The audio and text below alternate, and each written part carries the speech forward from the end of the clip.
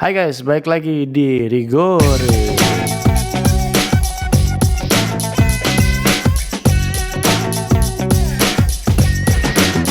Sama saya Adit dan teman saya yang jauh di sana. Paulo Dybala. Rambutnya doang sih. Mentang-mentang rambutnya udah panjang gitu ya. Oh iya bener juga. Gue malah gak sadar. Iya. Paulo the new Messi. Dybala yang umurnya menginjak 28 tahun. Hari ini apa kemarin ya? Ya pokoknya itu lah. Kayak kemarin deh. Kemarin ya. Happy birthday Oke guys, buat the new Messi. Paulo Dybala. setiap ada pemain kaki kiri yang jago dribble itu selalu the new Messi. Always template-nya selalu seperti itu. Jadi minggu lalu kita break nggak ada ini ya. Kita karena ada break kualifikasi World Cup ya. Jadi kita nggak ada pertandingan sama sekali di Serie A. Tapi kita kemarin ada sebuah struggle yang luar biasa dari timnas Italia yang kasihan banget ya. Jadi dua kali. Jadi rekor mereka di kualifikasi World Cup ini sangat-sangat buruk di 5 pertandingan terakhir. Imbang semua kalau nggak salah. Satu kali menang ya. Satu kali menang lawan Lituania. Dan sisanya semua imbang. Terus di 2 pertandingan terakhir itu melawan Switzerland mereka imbang 1-1 dan terakhir melawan Irlandia Utara. Ya, Irlandia Utara, Northern Ireland mereka imbang 0-0. Ini gimana nih? Apakah akan mengulang atau misalnya kan ada ini nih, ada mitos nih gitu. Pemenangnya Euro bakal nggak lanjut ke World Cup. Selalu gitu ya? Banget. Mitosnya gitu ya? Nggak selalu sih sebenarnya. Tapi ya ada yang gitu kan kayak kalah di penyisihan atau apa gitu, lupa gue. Nggak lolos grup apa gitu. Pokoknya sial aja di gini selanjutnya gitu. Ya, pertandingan kemarin itu cukup ini ya, sangat krusial sebenarnya di lawan Northern Ireland itu. Italia harus menang di pertandingan itu, kalau enggak mereka akan harus berjuang di playoff jadi the best runner up. Dan di pertandingan terakhir itu semuanya main jelek. Gimana nih? Striker kebanggaannya Vincent tuh. Striker Italia kebanggaannya Vincent tuh nggak main karena cedera. Gimana tuh? Ya menurut gue krisisnya masih belum selesai dari mereka juara Euro kemarin sih gitu ya. Dan satu hal yang agak heartbreaking juga ketika kemarin di sebuah wawancara itu Immobile bilang bahwa gua nih kayak enggak dianggap pemain Euro yang menang menang Euro kemarin gitu. Gua tuh kayak nggak dianggap bagian dari mereka gitu. Itu cukup menjadi sentimen bahwa memang dia tidak dianggap bermain baik ya gitu ya selama putaran final di Euro gitu. Dan itu trennya berlanjut kan sampai Nations League. Terus yang lu bilang tadi bahwa 5 pertandingan terakhir itu selalu seri dan rekor mereka di kualifikasi ini juga jelek banget gitu. Cuma 4 kali menang, 4 kali seri gitu ya. Ini merupakan ini kayak tim Italia yang berbeda yang waktu kita nonton lawan Inggris gitu kan, yang kita nonton lawan Belgia kemarin waktu di Euro gitu. Dan salah satunya memang krisis di lini depan, dan kalau bisa dibilang sebenarnya lini belakang juga krisis sih menurut gua gitu. Krisisnya adalah mereka sangat bergantung sama Chiellini, ya kan? Chiellini dan Bonucci lah praktis gitu kan gitu. Dan tapi meskipun demikian, ketika mereka berdua ada, itu tuh at least selamat lini belakangnya gitu.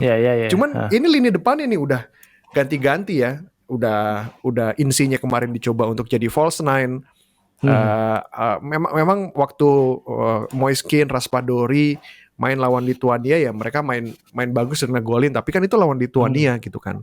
Tapi di big games yang menentukan gitu ya, ketika lawan Switzerland dan Northern Ireland gitu, even barisan depannya tuh seolah-olah nggak nggak ngerti mau ngapain gitu kan. Dan ini kayaknya meneruskan tradisi dari agak lama gitu ya. I think semenjak Mario Balotelli mungkin ya. Semenjak Mario Balotelli itu Italia nggak punya striker yang eksplosif banget gitu. Bahkan uh, Mattia Destro aja gitu ya. Mattia Destro itu sempat optimis bahwa dia mau dipanggil ke timnas gitu. Lu bayangin men, hopeless apa gitu kan publik Italia sampai Mattia Destro tuh nyangka dia masih punya chance buat masuk ke timnas Italia gitu kan. Itu menunjukkan bahwa menurut gue I think dari skema 4-3-3-nya Mancini perlu satu holding attacking holding poacher lah ya gitu. Ya yang bisa nahan bola ketika barisan sayap kanan kirinya itu penetrasi ke depan gitu kan. Kanan kirinya kan udah cakep banget, ada Berardi, ada Chiesa, ada Insigne gitu kan. Tapi menurut gue serangannya selalu patah karena nggak ada pemain depan yang bisa jadi holding gitu kan. Dan Insigne itu tipikal target man sih sebenarnya gitu ya. Lu kasih bola ke dia, tugas dia itu bukan playmake gitu kan, bukan playmaking, tapi tugas dia langsung jebolin gawang gitu. Dan itu yang menurut gua enggak. Kalau di Inter Barella masih ketemu sama Zeko gitu ya. Kalau di Milan Tonali masih ketemu sama Ibrahimovic yang bisa melakukan role itu. Kalau di Juve Morata nggak bisa sih. Ya itu sih menurut gua. Ya, kendalanya tuh memang di striker gitu ya, dan barisan belakang pun masih belum meyakinkan, apalagi Calabria cedera, Spina masih belum bangkit gitu kan dari cederanya juga. Untung di Lorenzo kemarin ngegolin ya, selamat tuh. Jadi itu sih itu krisisnya lumayan parah sih menurutku. Iya emang yang aneh memang di situ sih, karena sejauh ini Italia cuma punya striker kelas lumayan tuh ya cuman Immobile aja gitu. Bahkan di Serie A pun di pertandingan besar, dan itu efek ke Lazio-nya juga lumayan kan. Di pertandingan besar melawan tim-tim besar dan tim-tim sepantaran. Mereka agak susah menang gitu ya. Ini membuktikan bahwa memang mungkin Immobile bukan pemain itu yang kayak Lukaku gitu yang bisa memecah kebuntuan gitu kan. Luka Toni, Vincenzo Iacchinta tuh itu butuhnya yang kayak gitu sih menurut gue. Iya betul. Jadi memang sejauh ini memang striker generasi emas, strikernya bukan generasi emas itu ya. Mereka rata-rata mereka kan tua-tua semua tuh ya. Iya. Pada saat mereka bersinar di timnas Italia justru di umur yang cukup senja gitu. Mungkin Immobile akan bersinar di umur 30 ke atas nanti ya. Siapa tahu. Bukannya udah dia? Udah 30 ke atas dia. Berapa sih umurnya? 29 bukan sih? I don't know. Not sure ya, 30 kali ya. Gua gak hafal juga. Anjir dia 90 men. Iya kan udah 30 kan berarti. Oh iya. So 31 kan ya. Jadi maksud gue itu yang harus diberesin nanti ketika mereka mau playoff ya di Maret 2022 gitu kan. I think dari wawancara terakhir Mancini juga lumayan concern gitu ya. Mereka sadar bahwa mereka lemah di mana dan sedang nggak banyak pilihan juga gitu loh. So it will be a very big loss kalau menurut gue sih, kalau mereka nggak bisa ikut Piala Dunia gitu ya di tengah-tengah kondisi apa ya. Menurut gue dengan kemarin mereka menang di Euro itu jadi salah satu showcasing bahwa sepak bola Italia ini masih hidup nih gitu. Kalau mereka nggak lolos, ini sebenarnya kayak berasa banget itu nggak adanya Spinazzola ini benar-benar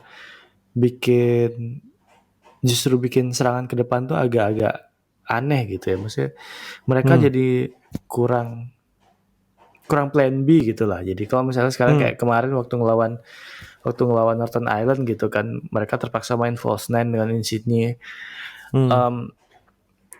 Tapi tetap aja gitu kalau misalnya Emerson lumayan banget kemarin, padahal ada satu strike-nya yang lumayan hampir mengancam gawang gitu. Nah, permainan seperti itu tuh biasanya kan dimainin sama Spinazzola, dan kayak kemarin waktu lawan Switzerland, fullback-nya si Di Lorenzo bisa ngegolin. Kayaknya memang apa ya? Kalau misalnya ketimpangan ini nih nggak bisa diobatin gitu ya, kayak akan susah banget mereka untuk perform di playoff nanti gitu ya. Kayak gue agak-agak gini sih kalau misalnya. Gimana menurut lu soal Jorginho yang dikecam karena gagal ngambil penalti? Kayak publik Italia kayak seolah lupa dia kemarin salah satu pahlawan waktu Euro. Ini ya akan selalu kayak gitu kan, maksudnya kayak selalu akan cari scapegoat yang bener-bener kelihatan banget gitu. Kemarin ya dia gagal penalti, ya udah dihukum aja gitu. Itu tipikal banget sih. Publik sepak bola tuh pasti kayak gitu sih. Bahkan kemarin itu blundernya si Donnarumma aja kayak ketutupan nih, nggak banyak dibahas gitu. Hampir dikit lagi kalau nggak ada Bonucci itu, kayak Northern Ireland udah jadi Northern Ireland yang lolos gitu kan. Italia nggak lolos gitu kan, bisa kalah itu. Untung tembakannya siapa sih itu kemarin tuh agak-agak agak-agak lemah gitu, jadi si Bonucci sih jadi penyelamat banget tuh. Speaking of blunder, Donnarumma tuh kemarin juga sempat mengeluh ya di sebuah wawancara bahwa dia bilang dia frustrasi karena dia yang biasanya selalu main di Milan gitu kan, semua pertandingan semenjak di PSG kayak dia cuma main setengah gamenya ya gitu, ada nyampe setengah atau enggak, karena harus ganti-gantian sama Keylor Navas yang secara performance menurut gua memang lebih stabil ya gitu. I think Donnarumma still trying to adapt dengan kondisi klub barunya gitu kan. Tapi ya gitu, namanya kiper kalau misalnya nggak main tiap hari, tiap game gitu ya bakal butuh waktu lama buat adaptasinya kan gitu kan. Itu yang kemudian di pick up tuh sama Gianluca Di Marzio kayaknya waktu dia diwawancara sama Carlo Pellegatti kan, dia bilang Donnarumma itu nggak seharusnya pindah gitu ya, karena dia masih pengen main di Milan. Tahun musim lalu dia pengen nunggu sampai pertandingan terakhir sampai Milan pasti lolos ke Liga Champions gitu kan, tapi Milan nggak mau nunggu karena dia nggak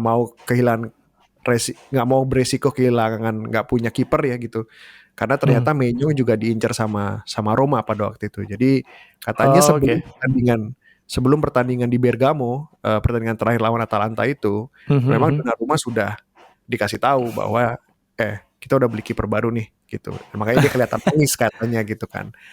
Nah ini gue nggak tahu nih kenapa isu ini di bring up lagi, dan banyak fans Milan tuh ngerasa bahwa kok jadi Milan yang disalahin sih gitu. Kok kayak seolah-olah harusnya Milan nunggu gitu kan. Seolah-olah tuh Di Marzio bilang bahwa seharusnya Milan nunggu gitu kan. Nah, menurut lu gimana, Adit? Apa maksud dari kata-kata si Di Marzio ini? Tapi kemarin juga siapa? Kemarin siapa sih yang waktu Donnarumma di San Siro itu? Oh ya, itu kan si anjing siapa sih agennya namanya? Raiola. Iya, Raiola itu juga nyalahin Milan kan gitu. Kenapa sih kok Milan yang disalahin? Itu ini kan berlanjut gitu ya. Jadi semacam kayak ada sebuah konspirasi against Milan gitu. Padahal ini memang kayak kita bahas di beberapa podcast yang lalu itu kan kita sudah sepakat bahwa ini cuman ya victim of circumstance aja gitu, keadaan aja yang emang jadi begini gitu, karena memang ya udah gue minta duit segini nggak dikasih, terus ya udah gue cabut di tempat lain, gue dikasih segini ya udah gitu. Milan juga gitu, lu minta duit segini, gue nggak punya duit ya udah gitu, nggak usah gitu, gue cari yang lain, karena terus juga kiper yang ini udah seperti lu bilang tadi udah diincar sama Roma juga, dan risiko untuk nggak punya kiper tuh jauh lebih menakutkan daripada main judi di kayak gitu. Terus Aneh. ada rumah ya. Ya terus malah nggak punya kiper, malah kan mungkin nggak kayak sekarang kan Milan. Lihat aja Milan sekarang udah 2 besar gitu. Kalau gue nggak yakin juga sih sebenarnya kalau misalnya kayak Donnarumma misalnya bertahan juga, dia mungkin akan tetap Milan akan tetap sebagus ini gitu, karena kan sudah udah isu ini udah terlalu panjang gitu loh untuk dibicarakan Donnarumma Milan ini. Gue sendiri sebagai ya udah sih pergi aja gitu, udah capek aja gitu. Pergi aja, kenapa sih gitu. Dan sekarang malah diungkit-ungkit lagi kayak mantannya udah move on, tiba-tiba kayak mantan lu ini mantan lu itu sekarang sudah jadi bos di sini gitu. Ya terus kenapa gitu. Ya mungkin ini salah satu apa ya istilahnya ya. I think Raiola juga sempat bilang bahwa mungkin Donnarumma bisa cabut ya gitu. Ada yang bilang bahwa ini PSG ini batu loncatan doang, dia akan ke Juventus gitu kan. Dan menurut gue ini karena libur pertandingan aja sih. Jadi wartawan-wartawan tuh suka pick up something yang aneh-aneh gitu. Ya kan, gak ada kerjaan gitu kan. Iya, cari berita. Ya menurut gue wajar-wajar aja gitu kan. Cuman mereka ini kayak netizen juga suka nge-trigger aja kan. Udah tahu yang namanya fans, apalagi fans yang bukan tinggal di Milan kadang lebih militan, lebih galak. Lebih galak di sosial media. Speaking of mendekati bursa transfer nih, beberapa isu-isu udah mulai ya. Tapi yang paling santer memang Casey ya, yang I think 2 tahun terakhir lagi-lagi kasusnya sama gitu kan, masalah gaji. Tapi beberapa hari lalu sempat beredar financial performance beberapa klub besar di Italia yang nunjukin bahwa Milan berhasil untuk memotong ruginya dari tahun lalu menjadi setengah, sedangkan Inter walaupun mereka juara, mereka harus menanggung rugi sebesar 200 juta euro gitu kan. Sisi Milan 90 sekian juta euro gitu. I think tight budget policy-nya Ivan Gazidis akan terus dilakukan gitu ya. Doing the Arsenal way pada mungkin era 2000-an. Casey tidak menjadi pengecualian gitu. Dia minta gaji, atau agennya si George Atangana minta gaji 9 juta, tapi Milan cuma mau kasih 6,5 juta dan sebenarnya kalau dilihat nih posisinya Milan punya dua plan B ya. Yang pertama Pobega yang sekarang masih ada di Torino, yang kedua Yacine Adli yang udah dibeli dari Bordeaux if I'm not mistaken. Tapi baru akan join, masih dipinjemin dan baru akan join Juni tahun depan gitu kan. Nah ini gimana menurut lo, Dit? Apakah kita akan melihat Casey cabut dari Milan atau akan ketemu titik tengahnya nih menurut lo?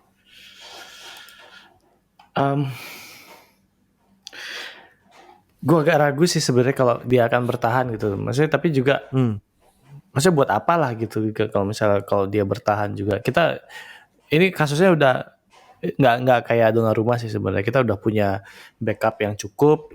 Terus juga kita punya Tonali, ada Benacer juga, dan Lord Krunic juga akhir-akhir ini lumayan gitu ya. Jadi maksudnya nggak bagus sih, nggak bagus-bagus amat, tapi lumayan. Terus kita juga punya Bakayoko yang I suppose dia a good backup lah gitu. Maksudnya nggak harus start terus gitu kan. Dan harusnya cukup lah buat kita menutup musim ini. Kalau gue bilang juga musim ini mungkin kita Milan cuma perlu lolos Piala Champion aja udah cukup gitu. Kalau mau Scudetto itu udah bonus besar banget gitu kan. Jadi mungkin ya udah kalau misalnya Casey mau cabut ya udah cabut aja. Atau kita juga akhirnya kita punya ruang 6,5 juta itu bisa buat pemain lain gitu kan. Yap. Katanya Renato Sanchez yang mau dibawa, tapi menurut gua historical cederanya lumayan parah. Dan nilai transfernya katanya 35 juta. I don't think Milan would spend that much of money gitu kan di tengah-tengah kondisi kayak gini gitu. Dan menurut gue fans harus relax sih. I think Milan fan tuh harus relax karena gini, sekali lu turutin maunya Casey ke 9 juta, lu harus tahu bahwa sekarang masih banyak pemain yang lagi harus di-renew gitu kan. Ada Theo Hernandez, ada Benacer, ada Romagnoli gitu. Agen mereka nggak akan tinggal diem gitu. Kalau lu nurutin satu, lu harus akan nurutin semua. That creates a chain reaction gitu loh. Gitu. Lu sebagai sebuah klub harus ambil stance bahwa oke, kita sanggupnya segini gitu kan. Kita mau bikin suasana klub yang lebih tight budget lah gitu ya, dan terbukti bahwa Milan nggak pernah bergantung cuma satu pemain doang gitu ya, cedera ke kanan kiri gitu kan, tapi timnya masih bisa perform. And then the next gosip katanya Chelsea ngincer Rabiot. Iya, jadi ini agak eksternal dikit sih kalau gue lihat sih, ini lebih berita ke Chelsea-nya daripada berita ke Juventusnya gitu ya. Karena Chelsea kemarin berniat mengembalikan Saul balik ke Atletico karena nggak perform ya, dan sayang banget sih sebenarnya itu. Dia kan sebenarnya Saul tuh cuma diamankan aja dari Manchester United kan ke Chelsea gitu, biar nggak pergi ke sana aja gitu. Sayang sekali, gue agak kurang suka sih transfer macam ini gitu. Real Madrid sering banget melakukan ini dan gue sebel sih kadang-kadang. Ya justru untuk di lapangan tengah, justru Chelsea mau bawa Rabiot itu pengen punya backup pemain yang mungkin lebih kencang aja, lebih mobile daripada si Saul gitu. Tapi gitu kan lapangan tengahnya Juve juga sebenarnya agak lagi. Ya, I think salah satu yang paling memprihatinkan dari Juve memang bukan lapangan tengahnya doang sih sebenarnya. Tapi itu kayak linknya jadi hancur banget gitu. Betul. Tapi yang kita tahu Juve selalu kuat di tengah gitu ya. Zaman masih ada Vidal, Marchisio, Pirlo. Sekarang Bentancur, Rabiot, Locatelli nggak bisa mereplikasi kesuksesan yang dulu gitu ya. Dan I'm not sure Juventus mau ngelepas Rabiot di tengah-tengah musim kalau mereka nggak punya cadangan sih gitu kan. And then ada Vlahovic, Brozovic, dan juga Casey juga ini yang diincar sama Conte katanya. Conte kayak masih berburu karena dia agak kurang puas ya sama apa yang dia punya di Spurs. Dan ya betul sih, maksudnya kayak Vlahovic mungkin bisa jadi apa ya, bisa jadi kayak ujung dari Conte Project di Spurs sih, terutama karena mungkin dia udah menganggap Harry Kane tuh kepalanya udah nggak di situ gitu. Jadi udah kayak udah aku tuh pengen ke City gitu. Jadi, mungkin ya udah kasih aja lah si Kane ke City. Kalaupun misalnya nggak jadi ke City, ya udah jadi backup aja gitu kan. Yap. Tapi kemanapun Conte pergi, gue rasa tujuan dia tuh pasti selalu menang sih, men. Gue tidak ingat Conte ngelatih klub dan nggak juara sih, nggak pernah. Yang dilatih Conte pasti semua juara. Iya, Juve, Chelsea, Inter, ya juara semua kan. Oh iya ya. Di karir kepelatihannya Conte gitu. Jadi I assume dia tuh kayak Mourinho zaman dulu gitu kan, yang kalau gue kemanapun gue pergi gue harus juara gitu. Sebenarnya gue ragu mungkin dia akan ngejual Ken, dia mungkin Vlahovic akan tetap jadi pemain tengahnya, pelapisnya lah ya gitu. Tapi Brozovic dan Casey itu adalah sebuah statement sih menurut gue, bahwa dia mau fight gitu kan. Lo punya lapangan tengah di mana ada Brozovic dan Casey, you win the midfield sih menurut gue gitu. Iya, dia juga kayak secara tipis-tipis kayak mau ngambil the Vrij juga sih. Ouch. Jadi kayaknya memang kayak memang kayak eksodus banget sih kayak Iya. Conte mau ngerampok Serie A sih kayaknya sih. Dia nggak Karena kan peduli, udah nggak peduli lagi sama Serie A. kayak sikat aja lah gitu. Soalnya mungkin dia merasa dikhianati juga kan, maksudnya kayak kemarin Ya, Lukaku sama Hakimi jadi diambil kan, jadi ya udah gue ambil aja semua ya, gitu. ya. Dan ini menurut gue nyambung ke berita yang selanjutnya mau gue bahas nih, Dit, bahwa eh, Serie A ini juga somehow lagi di tengah-tengah krisis sih. Kita tahu lah bahwa klub-klub di Serie A itu tidak se-fancy klub-klub di Liga Inggris misalnya, atau di Spanyol, atau bahkan di Bundesliga gitu kan. Hak siar mereka juga, pendapatan dari hak siar mereka juga nggak sebanyak dari Liga Inggris misalnya gitu. Dari sisi pemain, gaji yang diterima juga ya lu lihat aja gitu kan. Di sini kita mau ngasih gaji 6 juta, 7 juta aja pot-potan gitu. Tapi di tempat lain gitu ya, mungkin sekelas Leicester, Aston Villa bisa dengan mudahnya ngasih gaji sebesar itu gitu kan. Nah, itu yang kemudian di bring up tuh sama salah satu co-ownernya Newcastle yang kemarin baru diakuisisi sama Saudi Public Investment Fund kan gitu kan. Jadi co-ownernya Newcastle sekarang si Amanda Staveley ini bilang bahwa we talk to Inter and AC Milan, but the problem was the structure of the league was a mess gitu kan. We look briefly at Bordeaux, but we are not looking at Inter anymore gitu. Nah, mereka tuh punya, menurutku masuk akal karena lu kalau mau mengakuisisi Inter sama Milan, lu pasti akan lihat kan. Pertama deh, lu punya stadion apa enggak? Stadion aja lu nggak punya gitu. How do you want to claim semua pendapatan match day lu gitu? Iya kan? Stadion aja lu nggak punya. Artinya ketika lu mau beli klub ini, lu harus invest gede untuk bikin stadion gitu kan. Belum lagi yang gue nggak begitu nangkap siapa yang dia maksud dengan the structure was a mess gitu ya. Cuman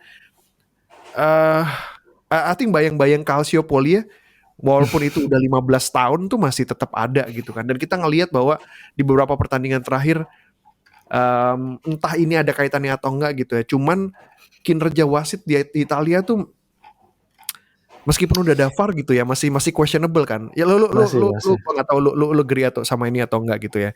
Dan yang paling parah dari hal ini adalah presiden Liga Serie A-nya Paolo Dal Pino itu justru defensif banget gitu. Dia bilang bahwa we have 8 foreign owners, 7 American and 1 Chinese who believed in Serie A and that there is a potential for growth. If Miss Staveley prefer to invest in Newcastle over Inter or Milan, you can see that she like small cars and not F1 cars gitu. Itu kan defensif banget ya gitu kan, di tengah-tengah bisnis lu kesulitan untuk menjual hak siar lu gitu kan. Apalagi dia sempat ada problem sama Qatar kalau nggak salah. Dan kalau nggak salah Piala Super Italia nanti atau final Copa gitu nggak akan dilakukan di Qatar lagi. Ya kan, akan dilakukan di San Siro karena dari apa ya, partnership issue lah di situ gitu kan. Nah, itu yang menurut gue agak mengkhawatirkan ya, bukan agak sih, sangat mengkhawatirkan gitu. Karena kita tahu ya Atta Halilintar bilang sendiri bahwa ongkos buat bikin atau membiayai klub bola nih gede banget gitu kan. Apalagi di Italia yang nggak luput dari krisis gitu sekarang, dan yang lu butuhin tuh investor dari luar negeri percaya gitu. Dan gimana caranya bisa bikin mereka percaya kalau ya itu bilang tadi gitu, structure-nya was a mess gitu kan. Dan bayang-bayang I don't know Calciopoli apakah masih ada atau enggak, ya gue gak berani bilang lah kalau itu. Gue pikir itu udah cukup ini banget ya, udah cukup jelas banget. Mungkin Dal Pino ini cuma pengen kayak ngasih tahu ke kita juga kalau sebenarnya Serie A ini masih punya potensi gitu, dan gue percaya sama itu gitu. Gue sih sampai sekarang sih masih ngerasa sebenarnya seandainya musim lalu Inter nggak dipretelin kayak itu, kayak kemarin itu tuh, Serie A secara umum bakal dapat bakal dapat engagement dan exposure yang luar biasa gitu dari Liga Champion. Itu kan jadi seksi banget gitu loh.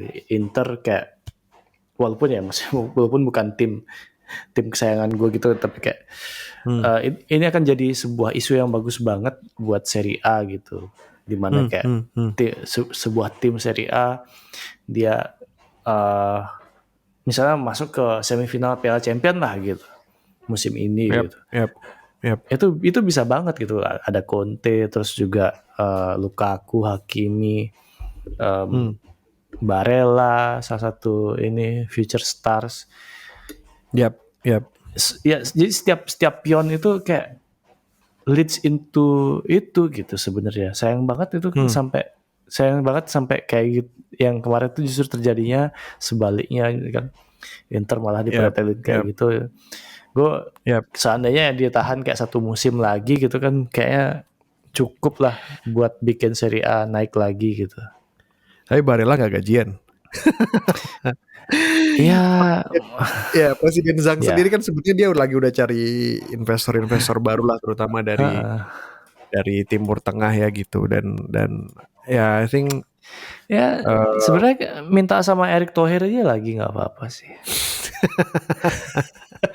Erick Thohir lagi mau fokus kampanye, jadi nggak bisa. Sorry Pak, silakan Pak, lanjutkan. Next kita mau bahas klasemen dan pertandingan di minggu nanti gitu ya. Di akhir pekan nanti klasemen masih dihuni 2 tim yang masih belum pernah kalah, Napoli sama Milan, disusul oleh Atalanta, Lazio dan Roma. Pertandingan berikutnya nanti yang seru ada Lazio lawan Juventus. Lazio di pekan sebelumnya mereka akhirnya berhasil menang melawan tim kecil. Biasanya selalu kalah. Lawan tim besar selalu menang, lawan tim kecil kalah gitu kan. Tapi akhirnya mereka ada kemarin menemukan lagi jati dirinya dengan menang lawan Salernitana 3-0. Juventus being Juventus hampir saja kalah atau seri sebenarnya sebelum Milenkovic itu dapat kartu kuning kedua sampai dia diusir gitu ya. Pertandingan tuh gue ngerasa masih bisa berjalan both ways gitu. Juventus Fiorentina ini gitu kan. Tapi begitu di kartu merah praktis Juventus lebih sering nyerang dan akhirnya Cuadrado yang masuk sebagai super sub berhasil lagi-lagi menyelamatkan nyawanya Allegri. Entah sampai kapan kita akan bergantung sama Cuadrado. I think ini harus dibikin patungnya sih kalau lama-lama kayak gini di depan Allianz Arena. What do you think? Gimana lu melihat pertandingan ini? Iya, gue nggak tahu sampai kapan sih Juventus akan bergantung sama keberuntungan gitu ya. Maksudnya nggak bener-bener kayak pantas menang gitu. Gue liat kayak kemarin memang itu match yang Juventus menang banget gitu ya. Kayak secara sejarah Juventus akan menang match itu dengan cara seperti itu. Kalau nggak Cuadrado nge-shot kayak gitu mungkin ya nggak tahu penalti mungkin 1-0. Iya. Morata masih jadi missing link, Dybala tetap isunya sama, nggak ada yang melindungi dia. Locatelli, Bentancur, Locatelli sama Rabiot taruh di tengah. Bahkan Rabiot itu dipasang jadi sayap kanan kalau nggak salah. Mereka main 4-4-2 loh kemarin itu. Tengahnya 2, and then Rabiot main di sayap, dan Chiesa di sayap juga gitu kan. Itu yang menurut gue krisis pemain ya kayaknya gitu. Menurut gue Allegri belum dapat pemain yang dia pengen. Jadi lawan Lazio nanti kalau masih seperti itu ya, ini di mana sih? Di kandangnya Lazio ya. Di kandangnya Lazio ya.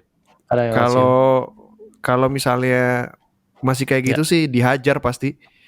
Asli lah. Pasti dihajar sama Sari gitu. Ya, gua mungkin Lazio akan ambil poin penuh di sini menurut gue. Ya, bisa. Gue pikir sih itu ya wajar lah. Kayaknya nggak mungkin lah imbang antara 3-0 Lazio atau Juventus 1-0. 90 plus 6 penalti Dybala. Atau tendangan bebas di bala. Pokoknya 90 plus lah. Yeah. Nah, Next kita punya apa? Next kita punya pertandingan menarik banget nih. Ada Genoa sama Roma. Nggak biasanya kita bahas Genoa, tapi karena yang di Pertuan Agung Andrei Shevchenko kembali lagi ke Serie A. Kali ini sebagai Selamat datang Seva. Ini gini ya, dulu tuh gue tuh masih nonton bola tuh, gue nonton dia sebagai pemain, sekarang dia jadi pelatih tuh rasanya gue berasa tua banget ya. Sheva menggantikan Davide Ballardini, pelatih ketiga di Serie A yang dipecat setelah Eusebio Di Francesco sama Leonardo Simplici. Dan I think karir kepelatihannya masih, gue nggak tahu, katanya sih dia punya attacking play 4-3-3. Apa yang lu pernah dengar dari karir kepelatihannya Shevchenko, men? Gue tuh nggak terlalu ngikutin ya. Terakhir gue nggak dia langsung, jadi karir kepelatihannya dia tuh langsung jadi timnas pelatih timnas. Ukraina. Kok bisa-bisanya sih. Ya dan kan, tim manage. Genoa tuh sebenarnya timnya juga rada-rada udah apa ya, istilah dibilang pemainnya pemain sepuh semua kan. Ada Sturaro, Caicedo, Milan Badel, Crisito, dan kipernya aja si Rigu, men, gitu kan. Jadi menurut gue ada Goran Pandev, tim bapak-bapak. Valon Behrami, men, masih main. Iya. Makanya gue bilang tim bapak-bapak semua. Iya, tim bapak-bapak semua. Gue nggak tahu kenapa Shevchenko mau ngambil job ini sih gitu. Gue sih berharap yang terbaik buat dia ya gitu. Hopefully dia bisa bawa Genoa ke level yang lebih baik lah gitu. Karena di Genoa ini sebenarnya ya, kalau lu inget, dia ini tuh dikenal sebagai feeder club loh. Ya kan. Jadi makanya gue agak kaget juga dia isinya pemain purnawirawan gini semua, men. Roma, gimana Roma nih? Genoa lawan Roma. Enggak, ini emang ini sebuah pertandingan pembuktian ya, karena kita lihat sendiri beberapa pertandingan terakhir kita ngelihat the downfall of Jose Mourinho, dan Roma tuh berasa banget kayak kena mental banget dari komentarnya Mourinho yang beberapa pekan belakangan yang dia bilang ini pemain-pemain ini levelnya nggak pantas gitu kan, kayak dia bilang gitu. Apalagi sampai kalah sama Bodo Glimt. Dan itu sampai sekarang masih berasa gitu kan, beberapa pertandingan terakhir kalah. Kemarin kalah lawan Venezia ya. Lawan Venezia kalah juga. Bayangin. Betul. Venezia itu, maksudnya yang ngalah itu bukan tim-tim kayak bukan tim-tim kayak Juventus, Lazio atau misalnya Manchester United gitu kan. Ini yang ngalah itu kan Bodo Glimt, terus juga Venezia. Jangan-jangan nanti Genoa ini kan masih masuk hitungan tim kecil ya gitu. Ini jadi di pertandingan ini ya mungkin ya Roma harus membuktikan bahwa mereka nggak bermain di taraf ini gitu loh, maksudnya nggak sepantaran sama Genoa, Venezia gitu kan. Jadi mereka harus membuktikan diri bahwa mereka tuh ya kayak kita forecast di episode awal, Roma bisa masuk 4 besar, Roma bisa lolos Piala Champion. Itu mereka harus bisa membuktikan itu sih. Iya. Gue membayangkan sebenarnya ruang gantinya Roma ini agak pressure juga ya gitu. Anak-anak ini kan tadinya gimana ya, masih muda-muda ya kan. Mereka dilatih sama Fonseca, permainannya apik gitu ya. Begitu datang Mourinho, gue nggak tahu, pressure-nya mungkin akan berbeda gitu, karena Mourinho datang nggak hanya cuman untuk melatih menurut gue, tapi untuk membuktikan bahwa dia masih world class coach gitu yeah. ya, gitu. Dan ketika jadi pressure-nya tuh kayak apa ya? Gua takut Mourinho take this personally gitu kan. Bukannya fokus sama dia harus building tim ini gitu kan, tapi dia malah sibuk untuk menangkal serangan gitu jadinya gitu. Dan itu yang gua lihat beberapa kali di post match interviewnya dia gitu kan. Dia emosional banget ya, beberapa kali memang ya keputusan wasit dia pertanyakan lah, terutama waktu lawan Milan juga ya gitu. Dan gue sih berharap bahwa Mourinho nggak melihat ini sebagai nggak take this personally lah ya gitu. Dan kita juga tahu bahwa we should see Mourinho differently sekarang. Kita nggak bisa melihat Mourinho dan Roma ini sebagai Mourinho yang dulu, yang kalau datang ke sebuah klub pasti pasti menang gitu ya, pasti jaminan menang gitu kan. Roma tidak dihuni oleh pemain world class, dan Mourinho juga udah 2 kali sebelum ini karir kepelatihannya juga nggak begitu bagus gitu ya, tidak seperti era 2000-an gitu kan. I think we should see Roma building a team. We should not give unnecessary pressure buat Mourinho. Kita juga harus ngelihat Mourinho sebagai pelatih. Kita bisa ngelihat bisa nggak nih Mourinho ngebina tim nih gitu. Karena this Roma team has a lot of potential kan sebenarnya gitu. This Roma team punya mungkin kalau nggak tahun ini, tahun depannya lagi gitu kan. Asal ya mereka nggak fokus sama drama-drama di luar lapangan aja gitu kan. Yang sering kali itu dipulin sendiri sama Mourinho gitu. Iya. Mourinho kan emang kerjanya nge-deflect apa yang ada di lapangan ke personal issue gitu kan. Jadi kayak malesnya sih akan kayak gitu, tapi kita lihat aja lah besok kayak gimana. Gue sih berharap maksudnya Roma menang gitu, maksudnya supaya tren positif tim-tim besar juga bisa berlanjut gitu kan. Yap. Nah ini yang seru banget nih, Inter akan menjamu Napoli di kandang. What do you think, man? Ini adalah match yang kita tunggu-tunggu, bukan karena ini duel dua tim besar, tapi karena Napoli akhirnya ketemu raksasa gitu. Jadi kayak selama ini kan kita ngelihat Napoli 12 pertandingan nggak pernah kalah, tapi ngelawannya tim-tim yang rata-rata di bawah levelnya Napoli gitu. Jadi kalau misalnya sekarang yang keluar Inter, Napoli harus membuktikan bahwa kalau mereka mau jadi tim juara ya harus ngalahin yang kayak gini-gini dulu gitu kan. Yap. I think lawan terberatnya Napoli kemarin baru Juventus sama Lazio ya. Iya, itu pun juga Juventus kan lagi tersiok-siok. Betul. Juventus lagi pilek waktu itu. Iya, jadi maksudnya kayak ini juga out of topic sih. Jadi Napoli sekarang lawan Inter, minggu depan lagi dia ngelawan Lazio. Oh, lawan Lazio ya.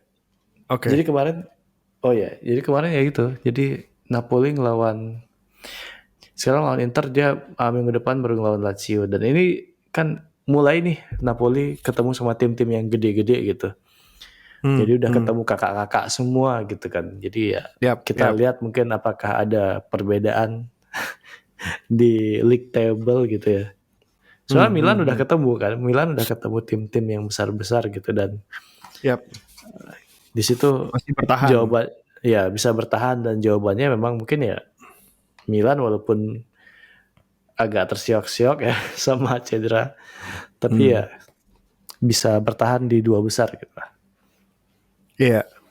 Jadi menurut lu siapa yang akan keluar sebagai juara nih, sebagai pemenang? Wah, gue pikir kayak imbang deh. Imbang dengan a lot of goal sih. Oh ya? Iya, paling kayak soalnya gue senang banget Osimhen kayak lagi on fire banget kan. Jadi Koulibaly main gak sih? Nggak, kalau red card dia dua pertandingan, berarti nggak main. Oh no.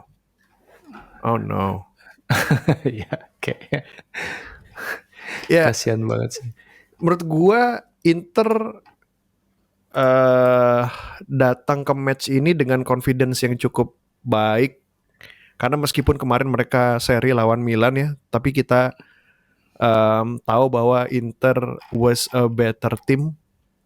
Mereka mendominasi, mereka bermain lebih pintar, mereka bermain lebih efektif, mostly karena mereka berhasil menginfiltrasi kedua sayap gitu, Balotore sama Calabria keteteran. Baru di babak kedua ketika Balotore diganti sama Kalulu, defense-nya bisa jadi lebih oke gitu kan. Tapi kita berkali-kali lihat goal line clearance dari Kalulu, dari Tomori itu kan, itu sebenarnya Inter bisa menang besar tuh gitu kan. Apalagi Tatarusanu berhasil menepis penaltinya Lautaro kan gitu. Jadi dan golnya pun gol bunuh diri gitu. Milan baru panas I think 15 menit terakhir ketika Benacer masuk. Bener-bener presence-nya itu bikin lini tengah Milan jadi lebih kreatif. Tapi Inter I think dengan menurut gua betul tim yang depth-nya itu paling oke. Dari sisi apa ya istilahnya, dari sisi motivasi mereka pengen nunjukin bahwa meskipun gue compang-camping diambilin pemainnya, pelatihnya baru, gue masih bisa jadi juara lagi musim ini gitu kan. Gue mungkin Inter menang sih, mungkin Inter menang gitu. Ya kita lihat aja nanti. Gue pikir sih harusnya nggak terlalu ini, nggak terlalu. Kalaupun Inter menang mungkin nggak terlalu mudah lah.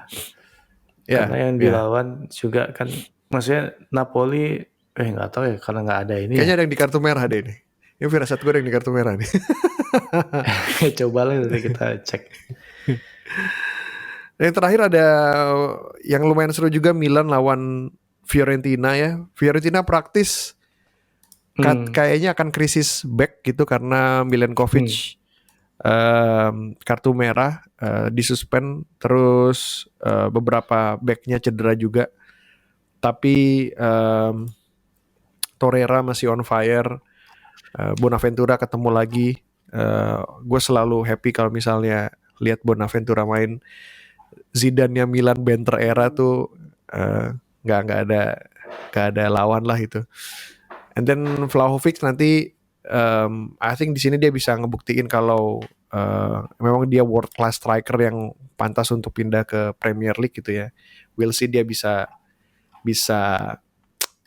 berkutik kan nanti lawan Tomori atau Kerr. Tapi gue ngelihat Milan have a huge chance buat menang gitu karena trennya lagi positif banget, dan praktis mungkin selain Calabria yang kemarin cedera di timnas ya, sama I think siapa yang Romagnoli mungkin masih belum recover, semuanya available sih gitu. Theo balik lagi, I think Milan praktis hampir lengkap lah ya gitu, punya kesempatan yang lebih oke sih. Mungkin bakal menang mudah sih Milan sih kalau gue lihat sih. Harusnya ya. Dengan ngomong nggak ada Milenkovic ya buat apa sih gitu. Yap. Sip, paling itu aja sih yang mau kita bahas ya. Iya, paling nggak banyak sih, kita cuman kayak gitu aja. Kita gitu aja 50 menit.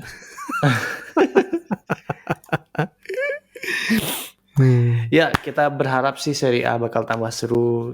Karena kita ini adalah liga yang kita suka juga, dan benar-benar happy banget nonton klub-klub ini sudah mulai kelihatan mau bangkit lagi ya.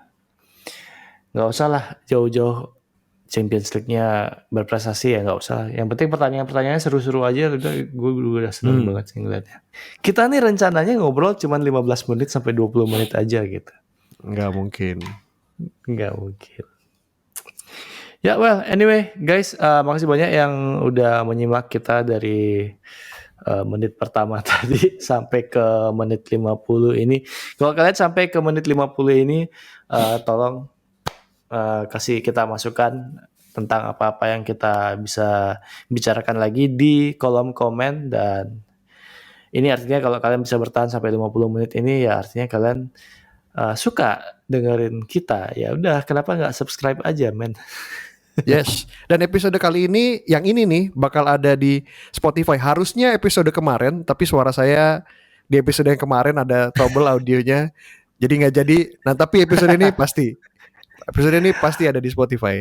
Oke, jadi ini adalah episode pertama Rigore yang akan tampil di Spotify. Kalian cek aja kalau pengen mengulang apa yang kita bicarakan tadi, silakan. Paling gitu aja ya. Yes. Makasih banyak teman-teman sekali lagi yang udah menyimak. Thank you banyak. Kita akan ketemu lagi di Rigore Serie A Podcast selanjutnya. Ciao. Ciao.